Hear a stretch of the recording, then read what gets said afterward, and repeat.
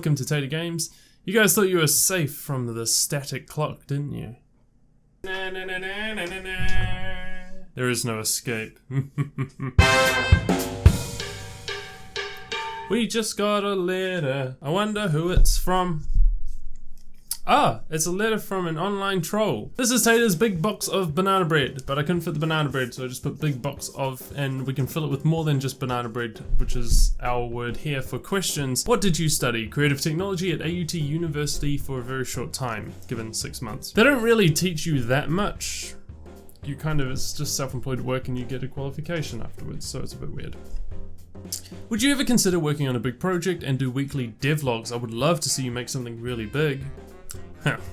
Should have seen the mess I made in the kitchen. So yes, I'm trying to work on a bigger project, but right now I'm hitting a hardware stalemate and I don't have enough money to actually upgrade it, and I also don't have enough money to pay people for 3D modeling, and I realize how much work actually goes into it. Don't think I can make it by myself, but I still really want to make it, and the idea's still there, and the game's still there, and the game still works as well. It just doesn't support more than one person. On the other hand, the devlog thing for this question, now the problem is when I work, I can't do two things at the same time. I'm either really into it or completely not into it, which is when I make videos, which is why I'm not making any games right now. So yeah, many limits for good old Tater. Thank you for that question, by the way. Would you use GameMaker 8.1 to make a game? Yeah, well, I guess there's not much else you can use it for, is there? What would you recommend to a new game dev and industry? Well, I would recommend that you learn a programming language, or if you're not good at that, learn an art program. If you're not good at that, learn a 3D modeling program. If you're not good at that, learn how to design levels using assets. Basically, the way I learned multiplayer was through Eclipse Origins, and they had a server client-side type thing where you basically make, it's like Pokemon styled, you know, top-down, that kind of style, and you'd make a game using their built-in system, and you just change items and stuff, and that really gets you into it and gets you coming up with ideas. And saying that, I literally just saw this. How do you come up with ideas? Inspiration comes from many places. For me, I look at the bottom of a glass of beer. Tater, I love you, man, but you can't dismiss some of the programming advice. Not when planning on making an MMO, which could get big real fast. Programming gaffes in small projects could bite you in big ones. I was joking around, as they say. At the same time, I'm going to dismiss this one because he says programming advice. Advice! Telling me to read a manual is not advice. It's not helpful advice. It's like giving somebody errors, like looking at someone's game and going, that's bad, you should start again.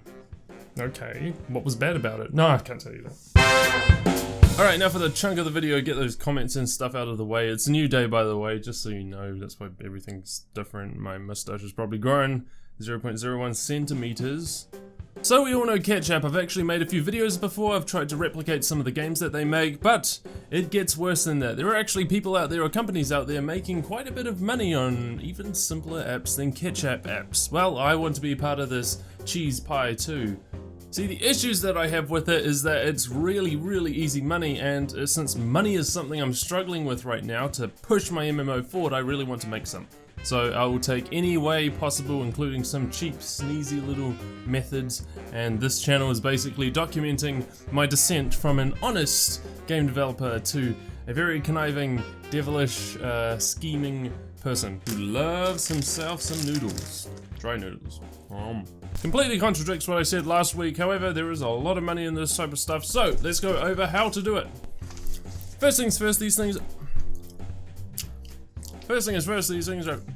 Just give me some moment, I'm just gonna chew. First thing is first, we actually need to establish that it's a game first of all. Now, I've written down 4 things that I believe constitute what a game is. First one is a goal. Every single game needs a goal, whether it be a board game, even sports needs a goal. Now, a goal can of course be one of 2 things. It could be predetermined by the game developers, who are going to say, well, the aim of the game is to do this, or it can be determined by the players, which will be, you know, the aim of the game is to do whatever you want. For example, Minecraft does this, it puts you into a world and lets you fiddle around with things until you get what you want, and another game like League of Legends has a different goal. There is a goal set by the people to eventually destroy the nexus of the enemy team, and of course once that happens then the game is over. So there are different types of goals, but one is a lot easier to create than the other, and I believe that if you get the player to choose what their own goal is for your game, that cuts out a lot of programming. It also lets the player kind of get into that artsy mood where you go, well, am I the circle or am I the square? Is the redness around it the blood of my enemies?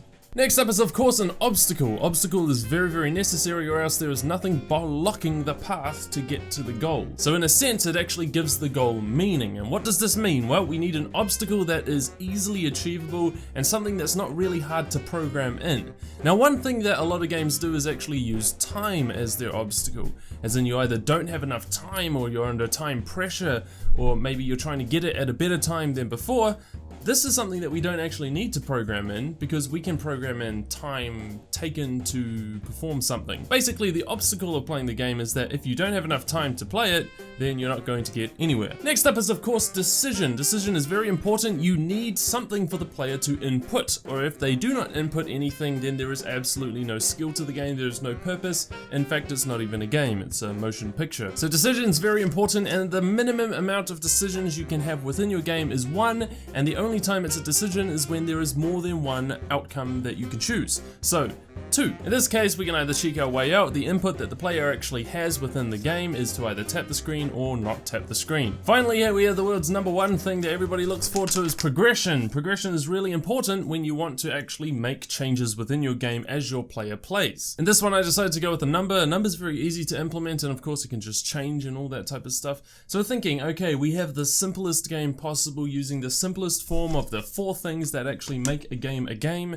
And, well, what now? Well, now, my good lads, you have to wait till next week when I tell you how it went during the marketing and distribution platform. But if you want to see the game right now, this is what it looks like.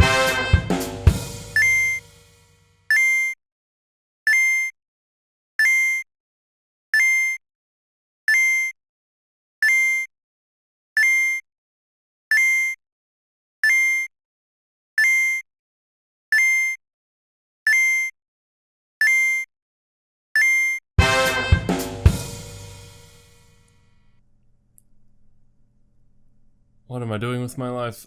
God knows. I actually want to see how you guys would make the simplest game possible using those 4 concepts: goal, obstacle, decision, and progression, which is necessary in order for a game to be a game. So I know that my way of simplicity is probably not the simplest way, and it's probably not the most effective way either to get everything that I'm trying to get down, but if you can make a game using goal, obstacle, decision, and progression within the next week, of course, it only takes about an hour to create something like this. Well, my one only took about an hour just fiddling around with things. So if you can come up... Oi! Shush. You guys want to have a go and try to make the simplest game possible? I will feature them all in next week's video, of course, but before next week, we're actually going to run the game jam video, because that is very much necessary. And of course, if you want to download my version of the game, it's going to be down in the link in the description. And next week, I'm also going to show you how well it does on the App Store. Hey guys, so thank you to all the patrons showing up on screen. Obviously you guys are awesome, but I really would like to thank myself, Ollie. He's actually working on a website for us, which is one of the coolest things. And I know this show's getting a little bit weird, so if you guys don't like anything, do mention it down in the description. I'm just trying a whole bunch of stuff to see what works, and hopefully we can form a show out of it together, so yeah. Anyway guys, that's what I believe to be the simplest game in the world, and god, these are good. Anyway guys, from this day forth, I've actually got so much more time to work on videos, which is awesome, and I'm going to be uploading as frequently as I can. There is no set schedule to anything, but I will try for every Sunday, as you guys know, I've been trying in the past, so yeah, we'll try and keep that one going. Other than that, I've had a great little break thing. I know they're having many breaks recently, but that's just because of a personal issue, to be perfectly honest with you guys. So yep, we're going to run and try and make some awesome videos as well in the future. Let's get this thing rolling. Starting out with another game that I'm actually working on right now. With the MMO project, it has to be on pause just so I can work on some more things, because I need to make the money to actually pay for people to do it. I've seen some amazing talent online and I really want to hire them. I'm just poor. So if you guys want to help me out in anything, help try and get this project on the road, then the best place to do that is on Patreon. I'm not going to force you guys to do that or anything. The link's down in the description if you want to do that. You can also follow me on Twitter, that's free, however, so which is really cool, so you can do that in the link in the description. And of course, I'll see you guys all next week. Have a fun and fabulous week. I'll actually see you guys very shortly for the Game Jam one. So yeah, see you then.